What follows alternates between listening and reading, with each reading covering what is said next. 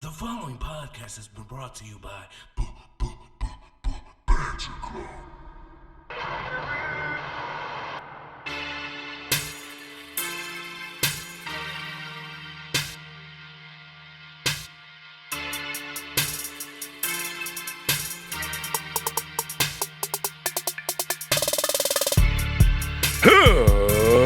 Ladies and gentlemen, boys and girls, children of all ages, Ramblemania proudly brings to you, it is I, it is he, it is us, it is we, and we are your Ramblemania show.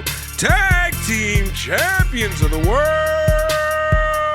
the Angel of Death 6XL, the Totally Evil One TJ the Great 2, and we are the Banter Club.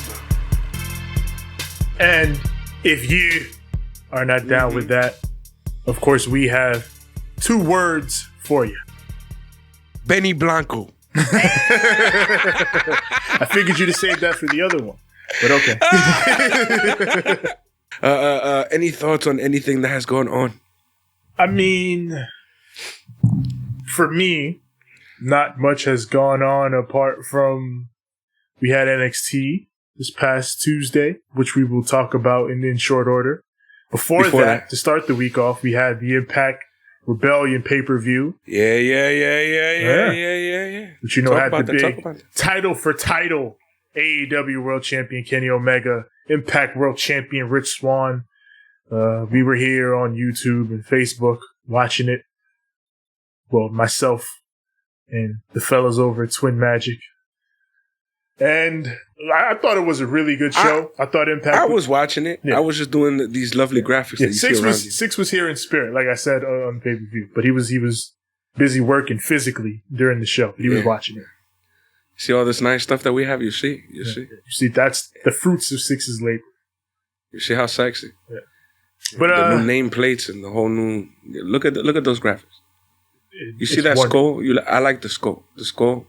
I thought they put their best foot forward on a show that the numbers are slowly trickling in. A big pay-per-view number for them, one of their biggest in a while. So, given all the extra eyes they had on them, I thought they did well. They put they foot in that shit? Put their foot in that shit. All right, there you go. That's what I'm talking about. They didn't dip a toe, they put the whole foot in. Yeah, I gotta watch this week's Impact with they said Kenny was gonna celebrate. So I gotta watch that. And coming next week, and now I'm fucking with you. Shit. We had another show. Another one? I mean, if we had like an army of motherfuckers, yeah, but it's 4 of us. It's just us, and only 2 of us do like, like the like the graphics and the producing and stuff. No. Yeah, they're that's too much content to spread between just little old us. Yes. Anyways, Monday Night Raw was like fucking. They keep changing the script like last minute all the time. Nitro. It's a hot mess. We're going back to this. WCW. Why? I don't. We have a whole show for that. And I think it was last week where they fucking where Vincent Kennedy McMizan decided to show up fucking like late as fuck. The man himself. Literally just showed up right before the show and said, "Fuck it," just threw everything out. And apparently that's a lot of that rewriting stuff is because Randy Orton was pissed and he wanted to work with Matt Riddle. I just imagine Vince walking in at fucking 7:55, like, fuck it, pal. Start from scratch. Meanwhile, Randy's like, I don't give a fuck. Just put me with Matt Riddle. And then he just walks up to it. Oh, man. Hilarious. So, I'm going to be dipping back into that fucking world because I'm going to be joining Hazel on our new What SmackDown show this week.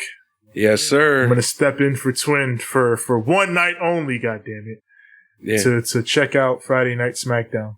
So, and then you'll be able to say, "This is what SmackDown." Yes. I will personally be able to, for once, tell you what did and did not SmackDown. So, This is anyway. With all that being said, wait. Before that, Tevin, have you been watching any of the biographies? I haven't, and I saw the Austin, but I haven't seen the Piper one. Yeah, I gotta watch that. Saw the Piper one. They skipped a lot, but I understand why, because they had to, like, it's a certain length. They have to keep it a certain length, and there's a lot of people who probably don't remember half of that shit. Yeah, and because Roddy himself wasn't there, there's probably a lot of stuff they couldn't touch upon. Yeah, because only he would know. And I mean, it's sad towards, like, when they start talking about his passing, because it's like they started seeing signs, and they were like really about to be like, all right, we're taking you to the doctor. And literally when the day that they were supposed to take him to the doctor, he passed away. Unfortunate, terrible story. It's his life. The day of his appointment, his doctor's appointment, he passed away. Some sad shit. Yeah, that is. Sad shit. It is. Anyways, that was good. The what do you call it? I don't even know. I even forgot that. It's like the missing treasures or some shit. Where, like, they go on this, like, fucking wild goose chase to find, like, a whole bunch of old WWE stuff. Because they're supposedly trying to turn the current WWE offices into a museum or some shit. And they're going to take all the stuff from the warehouse and supposedly do something like that. I forget exactly what the fuck they're doing. But the point is, they want all that stuff for the warehouse, so they keep going to collectors' houses and being like, hey, we'll offer you a house if you if you give us Mick Foley's fucking flannel shirt. And this week it was like Undertaker and Kane stuff. Taker put on his old, like, cloak, his old black and purple cloak. Well, I guess suit jacket, trench coat, whatever you want to call it. Yeah. He put it on and it still fit, like, it fit him big. Taker over here in great shape talking about, I can't wrestle no more. Get the fuck out. Hey, don't give him one. Apparently he was itchy as fuck. Oh yeah, I did see that. He was like, he was watching from home and he was just like, man, you should be out there. Right. Yeah. You've done enough. I know, but it's the fan in him, the reason why, like, what I'm saying, he became a wrestler to begin with. It's he sees it and he's like, fuck, man, I should really be out there. You feel me? And it's great to see that he still has that in him, but you good, my nigga. You ain't got to do no more. You done enough. We respect it. He's over here like, one more match. A little Christian voice in his head going, one more match. One more match. Oh, man. Anyways, God bless Taker. God bless Kane. God bless Roddy Piper. And Tevin? Yes, sir. I would like to know,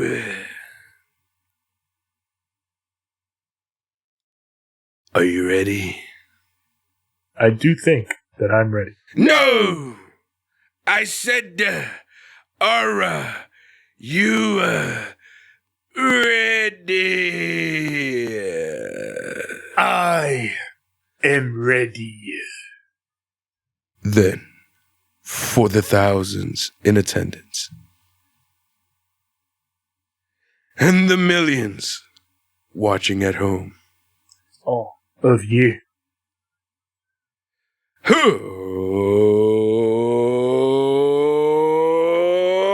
Let's get ready to banter. It is NXT, as always, from the Capitol Wrestling Center. We open up with some wrestling. Dakota Kai with the women's champion Raquel Gonzalez in her corner, taking on Mercedes Martinez, woman who has vowed to get her hands on Raquel Gonzalez. She gonna get Shawn Michaels out of the way first, so she can have her path to Diesel unimpeded.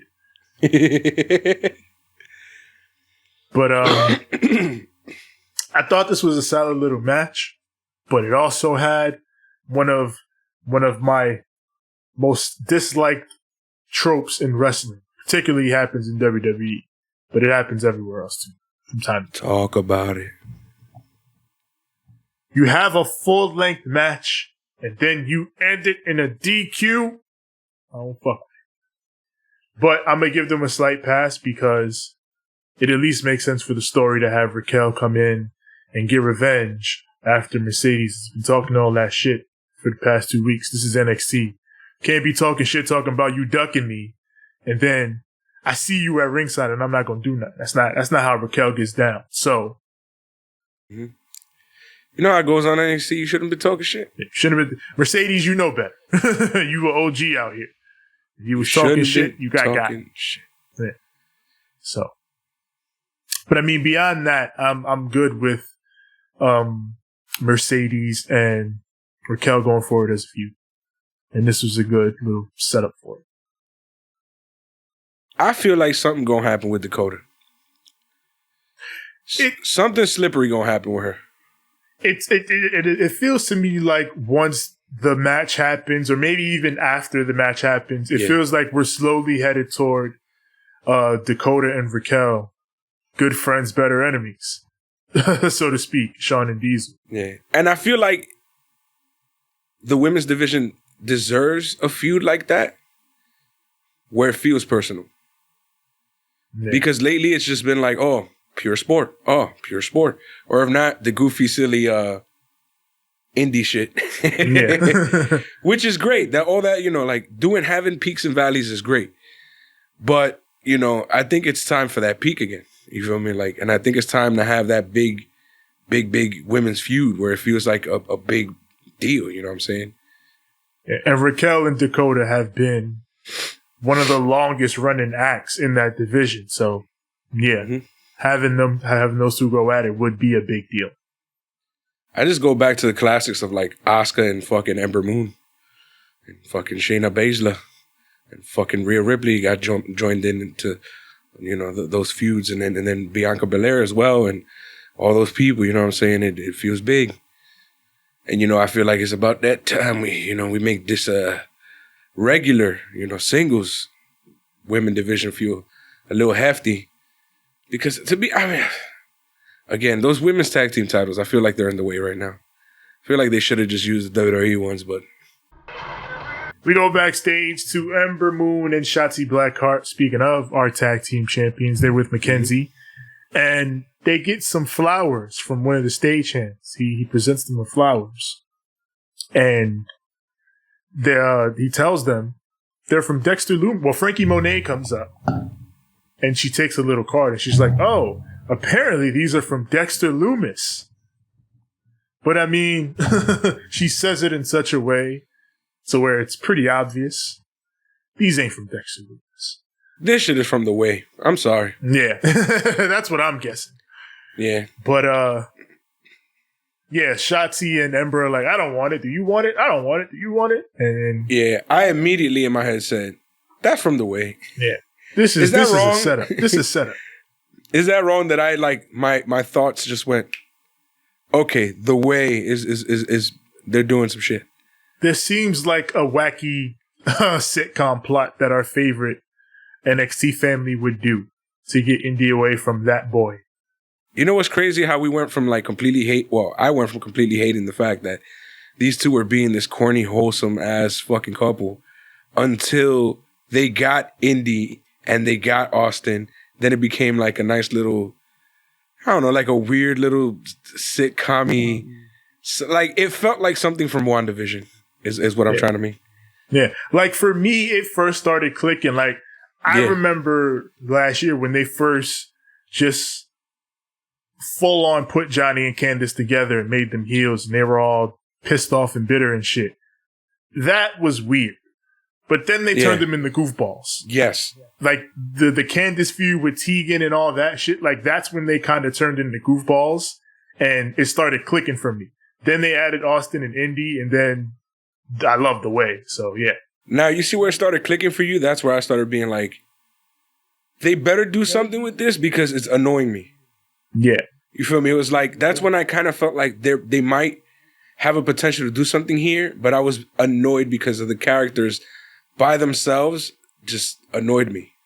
Yeah. Like, I felt like, if you gonna do all this shit, then bring in somebody and somebody else or a couple of people to be a part of this little family. So, and it feels like this weird, like, kind of like, I don't know, like this weird, like, sitcom family that kind of feels like a FNAF thing or something, you know what I'm saying? Where it's like an old-timey thing, but it's creepy and weird. And they went even more left with it and just did like a superhero gimmick with it, where it's like a family of superheroes and whatever. Yeah. And it started feeling a bit like WandaVision to me, and I was like, all right, cool. I get it. It's kind of funny to me. We go to Cameron Grimes. This felt good. Jeweler. This felt good. This man, he need him a piece. He needs something nice for someone, a special someone. Special someone, of course, being himself. So he looks to the jeweler and says he needs the shiniest, blingiest, most expensive watch in the entire city. And then, the jeweler is like, well, all right, I'll step right away and go get that for you. And Cameron Grimes is like, I got nothing but time. And then he's like, why are you taking so long back there? Hurry up. You said. You just said. Oh, my God. Now, here's where me being old as fuck comes in handy. Right?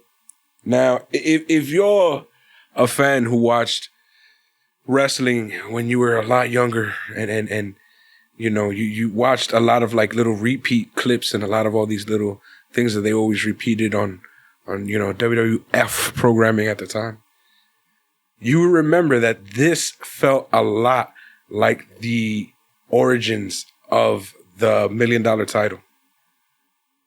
He went to the jeweler and he said, I want a title that's befitting of, $1 million man. You feel me?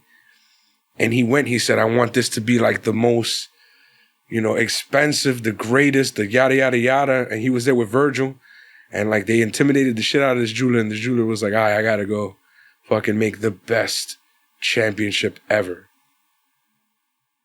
Then we got, what visually looks like the greatest championship ever, but apparently it fucking sucked. Yeah. Apparently, like, all the little screws used to come loose and you would lose dollar signs all the fucking time and it wouldn't clip right. And they had a whole bunch of problems with it. But it looked like $1 million. Yeah, great looking though. Yeah, but if you remember, it was a segment just like this where he went into the jeweler and they did the whole back and forth and he's, you know what I'm saying? And then when we come back, we finally get to see what it looks like. And they pulled this off here and we'll talk about it later. Yes, yeah. Bear that in mind as we will be coming back to this jeweler later. From that, we move on to the ring where the grizzled young veterans are here. Soon to be recognized. Soon to be recognized. As tag team champions. They talk about MSK and how MSK has faced everyone in every kind of match except us in a straight up 2-on-2 tag match for those titles. And he says, you're a great little tag team, MSK. I'm not going to deny that. But to be honest, you're knobheads. He called them knobheads. For those of you who don't know what a knobhead is. Yeah. Knob is a word that is usually used to describe a man's... his phallus. And if they call you a knobhead, calling you a dickhead, mate. Here on the East Coast, NYC, call somebody a dickhead, you know what it is. Yeah, it's beef. That's what it is. But he says, the men make the titles, not the other way around. Of course, he says, we are the fire, we are the leaders. We will ignite this division because we are grizzled young veterans, soon to be recognized as NXT Tag Team Champions. But then, yes, Yes. No one will survive. Yes. It's Toothless Timmy and a renewed, refreshed, brand new, cleaned up Tommaso Ciampa. Yeah. He's no longer a crazy psycho old man Ciampa. He now looks like he had some rest. He had a shower. He had a trim. He had a cut. They colored it up a bit. He looks nice. Well, he cut it back at TakeOver. Yeah, and they're back. Mm-hmm. And Ciampa's got the mic. He says, grizzled young veterans, in a lot of ways, we're similar. We're both grizzled. We're both veterans. We both want to fight MSK for those tag team championships. And, we faced you men before, and you got the better of us. We will admit that. After you beat us, it made old Timmy here go out and check out some tape to see if he can spot some weaknesses. And what did you find, Timmy? Timothy says, watching you guys, great tag team, lot of strengths. But there was this one show, NXT UK TakeOver Cardiff, and the crowd was chanting something. If you ain't Gibson, take your shoes off. If you ain't Gibson, take your shoes off. Oh my God. This made me fucking cry with laughter. Because anybody who knows my favorite thing are UK chants. Their chants are fucking wild. And I guess Tommaso Ciampa hated Gibson because he fucking took his shoes off and just yeeted it right into his face. I really hate Zach Gibson. I'm not just going to take my shoe off. I'm going to yeet it at him. Fuck Zach Gibson. Now, disclaimer, if you go back to one of these shows, especially now that they're just starting with COVID and you go and yeet your fucking shoe at a wrestler, I think you're banned for like life. Forever. Don't actually yeet your shoe at a wrestler. They get a beat down via shoes. Get the fuck. And that's it. Ciampa, that's your stand tall. Oh man. If you ain't Gibson, take your shoes off. We got Killian Dane and Drake Maverick. They are with Mackenzie. And Drake Maverick is exceedingly worried.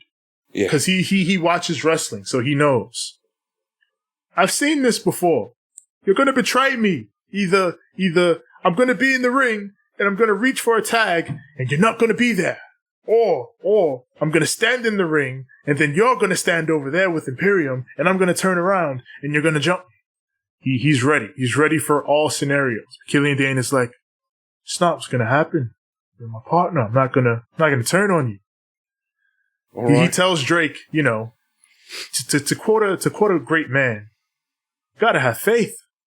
He just walks off. And then Drake is like, you just quote George Michael? Yeah. I was about to say, George Michael? Yeah.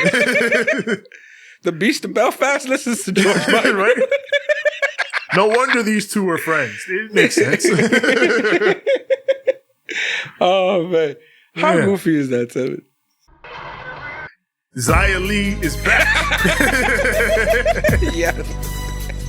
Oh, man. As is Boa, as is Mei Ying. She comes up like, you ever seen it? Well, of course, Coolio's Gangsta's Paradise. When the guy who's singing the song, doing the singing part, he's like in the with the smoke blowing in the wind. Fucking, she lifts her head and just tell me why are we so blind to see that the ones we heard. Oh, and then they're just floating heads. They are you and me. I was waiting for all of them to sing and shit. Been spending money. Somebody make that gift. The shadow one. Free money for you, bro. Make that gift somebody. Just. It's got to be a botch. Someone's going to be smart enough to do it and send it to Matthew. Yep. I would, but we honestly don't have the fucking time. We got to do this shit. Yeah. I remember doing the first one that I did, like, took me for fucking ever. Yeah. And I was like, I'm never doing one of these again, bro. Like, this shit just takes too long to actually make it good. Yeah. You know what I'm saying? Anyways, we can't continue now. Are we going to the stew yet? We going to the stew now. Oh, shit. We in the stew. Time to go to the stew. Yes, and of course, you know who in the stew. The same man that's always in the stew. Swerve, because he don't want to go to school. This is where he want to be at. So, talks about Leon Ruff. Says, he thought after you attacked me last week, I looked at it as a cowardly move, but then I thought about it. You know what? I'm proud of you, Leon. Turns out you ain't so soft after all, even though you went to school. Turns out you still about that street shit a little bit. So it says, it's obvious the ring can't contain you. So how about a falls count anywhere match? It says, if you want to play games, that's fine. Because I'm going to play with your life. Oh. He said, I'm going to play with your life. Oh, let me tell you something. Leon Ruff got to kill this man. Because he said, I'm going to play with your life. Let me tell you something right quick. This is exactly what happened, right? He like, look, man,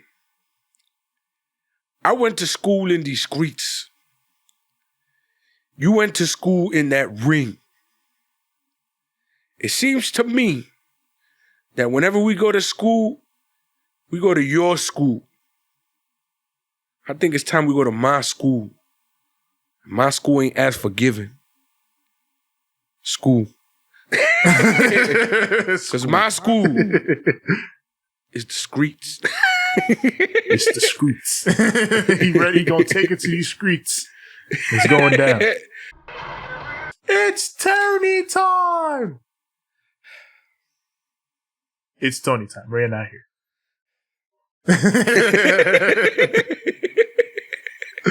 Tony Storm is in the ring.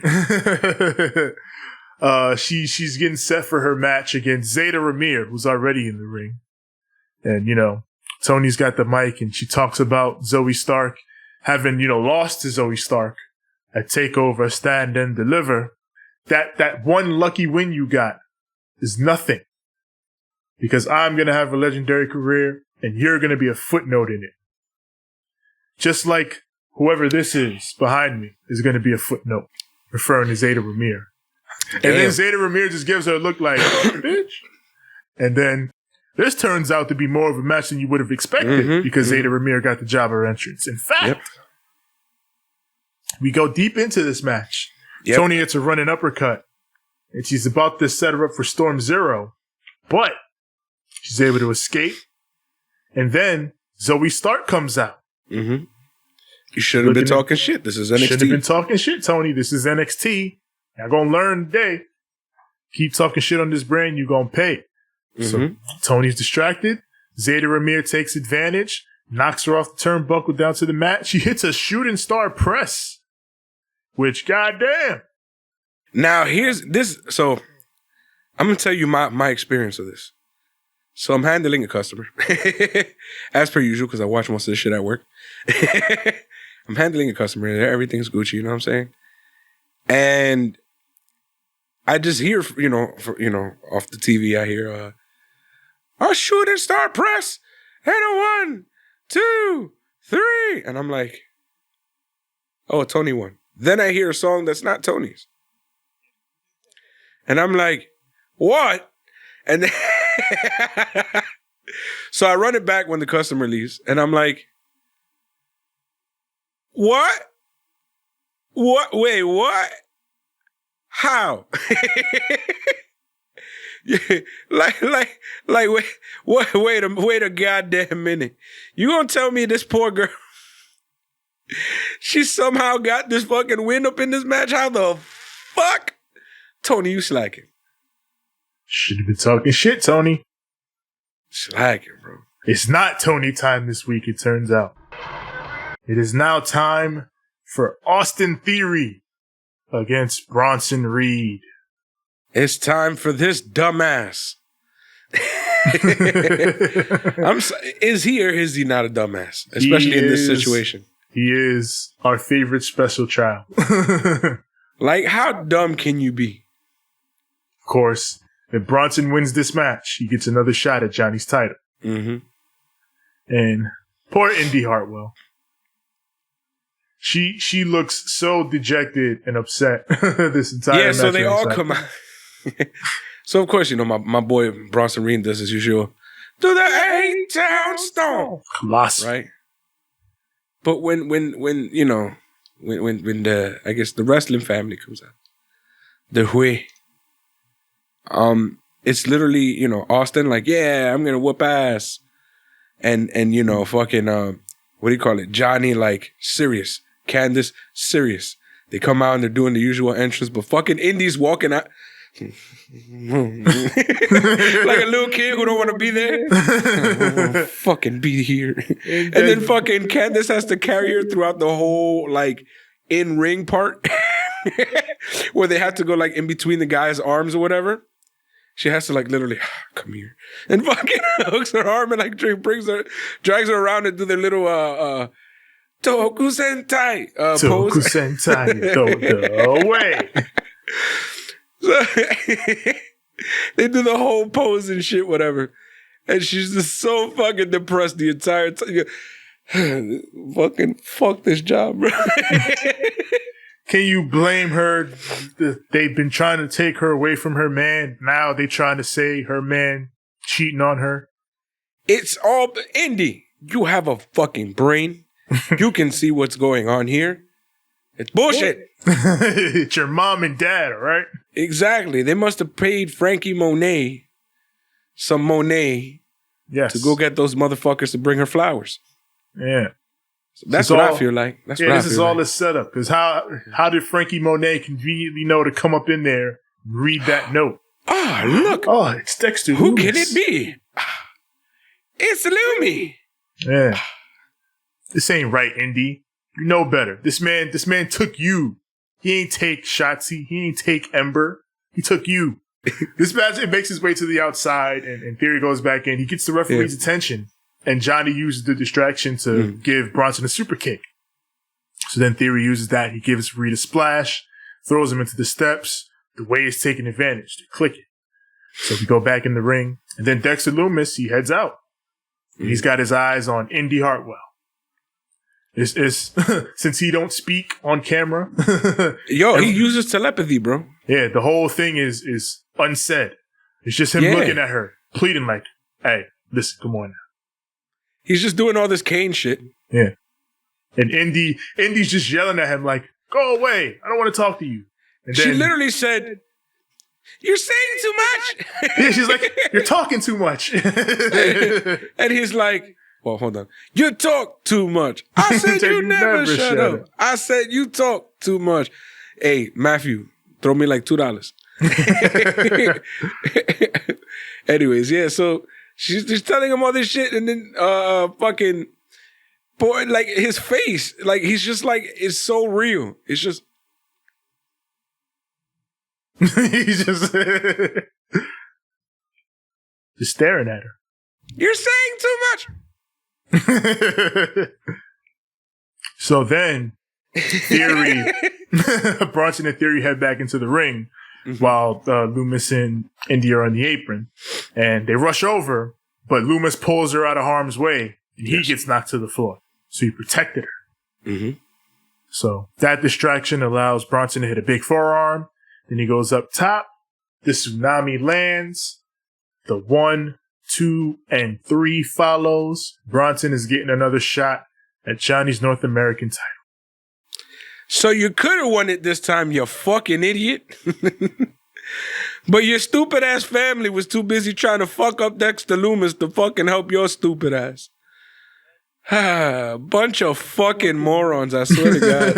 Y'all came up with a whole game plan to get Bronson incapacitated so y'all could cheat, and you had him. But Dexter Loomis. So remember last week we talked about how you hate when heels fucking, oh, I'm sexy, especially when it's never been their gimmick at all. Yeah, he shitted on me this week. This man, LA Knight, did a whole bit going at Indy Hartwell. Nigga shitted on me. He said, oh, word, I gotta establish this? So let me establish this. This man, LA Knight, says, Indy Hartwell, I know you were looking at my eyes last week. I know you can feel it. I know you won't. LA Knight, you can look up my references. There's plenty around. Those goofy ass fucking red sunglasses. He reminds me of Batista. Oh my God. I can't be talking about goofy sunglasses. But yeah, that popped me more than anything on the show. Just, so it's got to be my gimmick? Okay. And whenever he believes his work is done, then he starts back at work. He really became Brian McKnight this week. It is Imperium versus Drake Maverick and Killian Dane. But I did like how they incorporated the whole thing with Drake and Killian. Like, all that storytelling worked. Like, Drake is all nervous that Killian is going to betray him. So he's like, oh, no, I'll start. And, he's shook. But throughout the match, he's fighting. And meanwhile, on the other hand, every time Killian Dane comes in, he goes bonkers. He's killing left and right. He's killing Bartel. He's killing Eichmann. Like, Killian Dane showed in this match, Drake Maverick is my boy. I feel like if they were to have him betray him at this point, it would make no sense. It would hurt all our feelings. Yeah. And it would make no sense because in this match, he showed he was exceedingly loyal to Drake Maverick. So. And if they were ever to do it, they have to win the titles for a bit, actually work on it. Yeah, now at this point, you firmly established, these two are boys. They're a team. So you shouldn't break them up for anything less than something major. So. But Bartel, he goes around the ring, wraps up Dane in the ring apron. They beats him down there. Drake is looking lost and beat down. Eichner hits him with a big boot. And then they pick him up and drop him with the Eurobomb. And that gets the victory for Imperium. But again. And then they go up to the rep and fucking change the whole pose up. They didn't do it like that. They just arms behind their back. That's it. They didn't do this. What? You feel me? They didn't do that. Oh, somebody slipped it in. I guess Walter was like, yo, they talking shit. We gotta switch it up. Walter, we love you, man. Please don't kill me. Yo. Please don't kill me. We love you, Walter. I swear to God. Peter Dune. Peter Dune. He says he is the baddest man in NXT. I don't give a fuck. I'm the baddest man in NXT. I'm Ringo fucking Starr. I'll take it. I was going to say, I've beat everybody, mate. Yeah. I've beaten Karrion Kross. I've beaten your mum. I've beaten Finn Balor. Everybody, mate. You want to try me? I'll beat you. Because I'm Ringo fucking Starr. Adam Cole, baby. He's having an interview for Sports Illustrated. Yeah. And, he's being a complete douchebag about it. First, he's asked, how is your recovery going after your big match with Kyle O'Reilly at TakeOver? He says, I've been through worse throughout my career, especially, you remember my legendary 400-day title reign as NXT champion? I went through a lot in that. And he says, I was tired of carrying around the Undisputed Era and carrying NXT on my shoulders for almost 4 years. He knew that Kyle O'Reilly was not main event ready. I know that Kyle O'Reilly is insecure. He's jealous of me. And I know that he wants to be on top. But as long as I'm in NXT, you'll never take my spot, Kyle. And then, he talks about Cross, too. He's like, Karrion Kross is NXT champion. He's good. But is he great? I don't know. See, he won that title. Then he got hurt and he had to give it up. So I wonder, was that just a freak accident? Or was he just not ready? We're going to see, because now the clock is ticking. Once I decide to go after the NXT championship. Now, where do I go? Since people seem to think Kyle's taking my spot, they're going to see the best of Adam Cole. Oh. And then, like a SmackDown cutscene. Wait. Let me. So, this is filmed beautifully, by the way. The entire thing looks like a movie. It looks like, it looks a little pain and gainy, I guess, like just the way it look, kind of the lighting and shit. He's like, yeah, you know, we're just gonna blah, blah, blah, and, you know, I'm gonna be the greatest man. All this shit, right? Then all of a sudden, camera pans.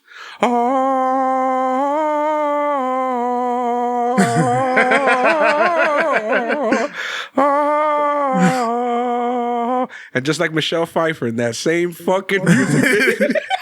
Okay. It's all over the show. With the chair backwards. Kyle O'Reilly's been watching the whole in the dark. You can't make this shit up, bro. In the dark. No words, no dialogue, just Kyle just. Yo.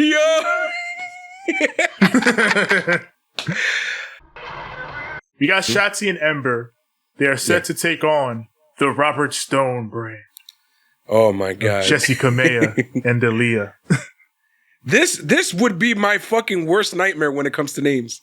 Yeah, right. Because all right. Because so this is happening. As all of this is set to happen, the way make their way back down to the ring. Yeah. So now we got Jessica Maya and Indy Hartwell on screen at the same damn time. It's Six's worst nightmare. Yep. Thankfully, my name roster just cleaned itself and said, "The Way, Indy, Robert Stone, that's Kamea. They're both tall, they're both brown, and they both have long, silky black hair, but they're different people." Hey, this is why factions are good. Robert Stone, The Way. You'll see. But where were they going with that? Now, if they would have been a match versus Jessica Maya and Indy Hartwell, and there was nobody on either corner,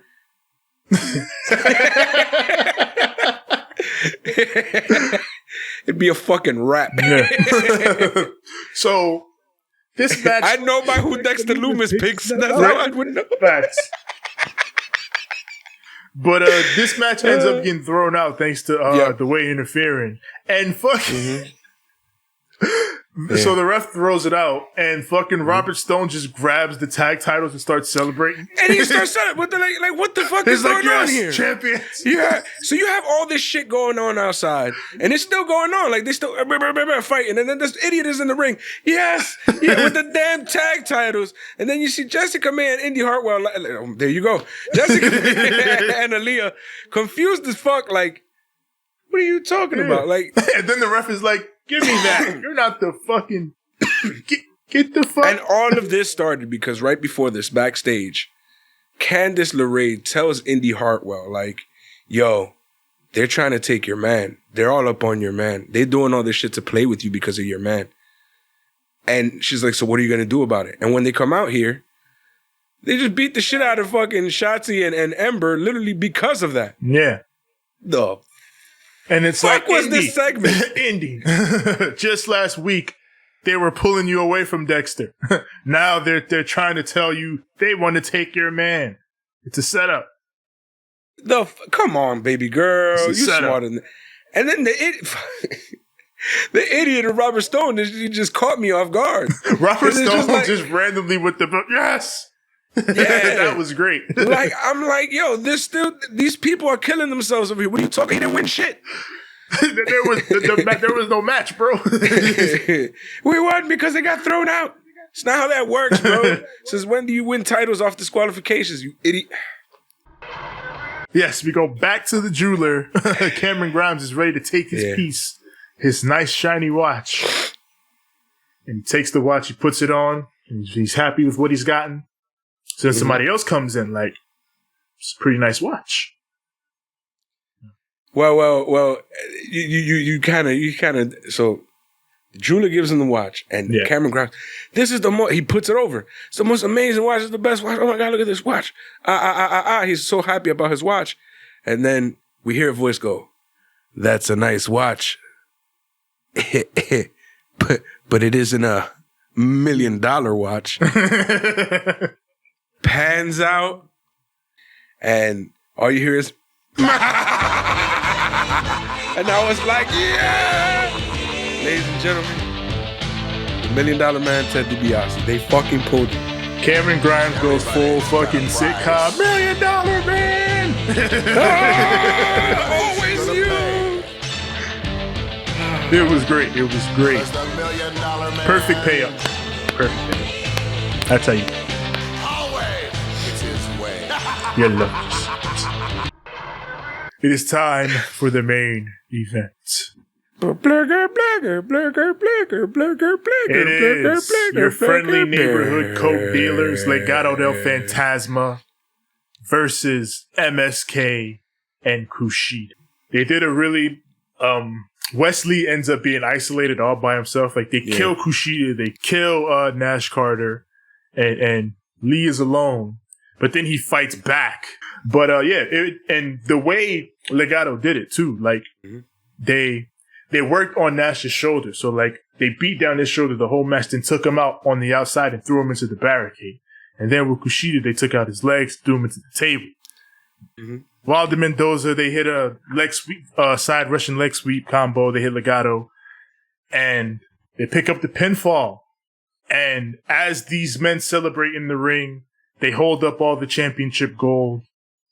You know, Wilder Mendoza with the tag titles, Santos with the cruiserweight title. So perhaps we're going to have one more match with these men. Those belts on the line. One more match. One more match. You know what I was thinking the entire match, Stephen? What? Oh, we need trios tag time.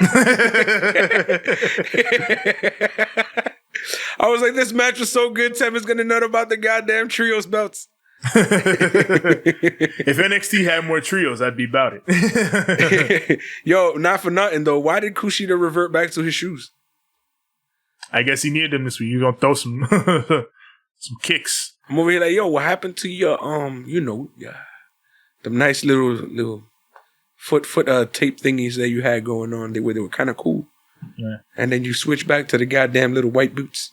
I guess with more bodies around, you know, teaming with the marijuana smoking kids. I don't want broken toes. Can't let nobody step on.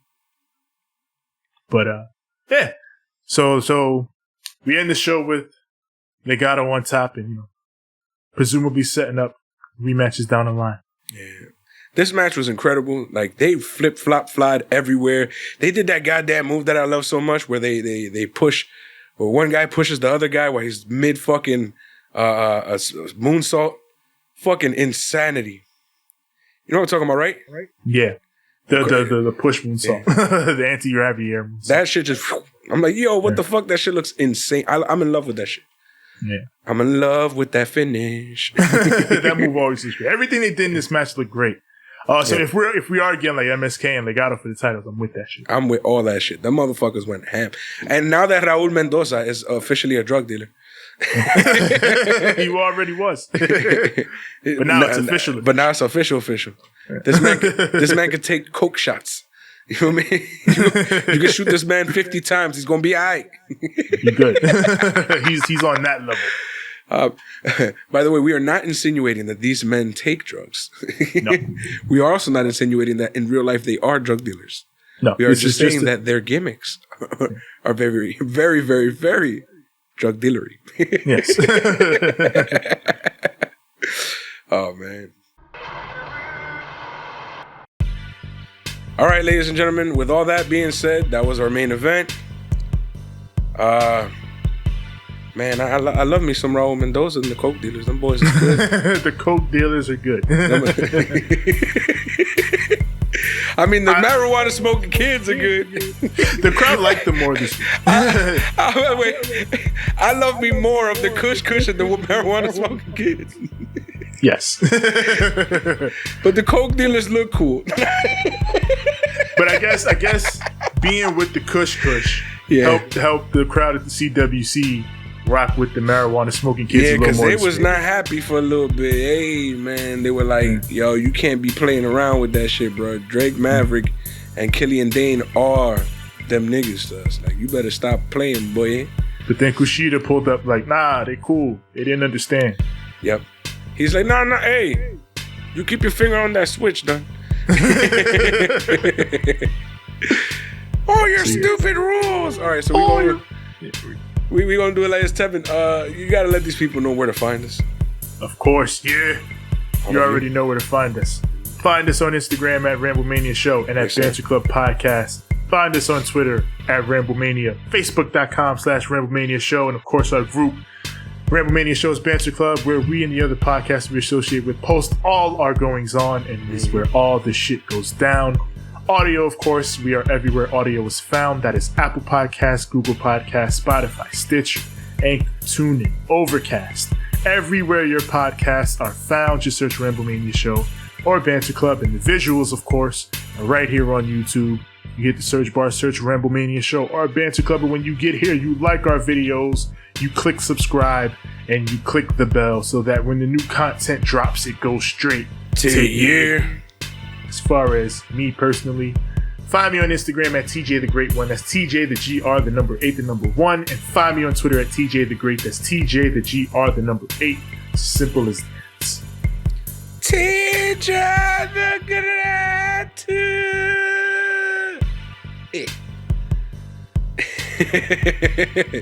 You can find me on Instagram at the number 6, the letter X, the letter L. That is at 6XL.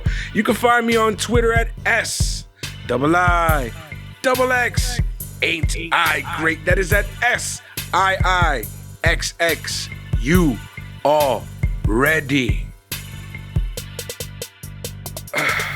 Kevin? Yes, sir. Remind these people that in our description is our link tree. If you need to find any of our stuff and you still feel a little lost, yes, it's all in the link tree. And then we're going to tell these people, we're going to leave them with a little something called Too Sweet. And a good fight. And a good night. Blagger, blagger, blagger, blagger, blagger, blagger, blagger, blagger, blagger, blagger, blagger, blagger, blagger, blagger, blagger, blagger, blagger, cocaine.